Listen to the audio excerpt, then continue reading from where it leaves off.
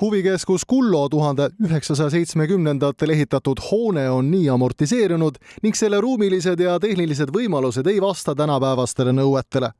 Igal õppeaastal on meil stabiilselt üle 2000 õpilase, töötab majas 150 inimest ja uus maja annab kindlasti võimaluse ka laieneda. Vana maja on plaanis lammutada ja ehitada uus.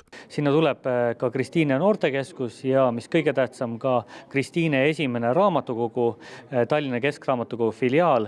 Nii et inimesed hakkavad seal päris aktiivselt käima ja see hakkab ühendama Kristiine linnaosa, see saab meie uueks keskuseks. Huvikeskuse uue hoone projekteerimiseks ja tervikvisiooni loomiseks seda ümbritsevale Löövenruu pargile korraldati arhitektuurivõistlus, kus parimaks tunnistati ideekavand Päike, mille koostasid arhitektid Koit Ojaliiv ja Kristel Niisuke.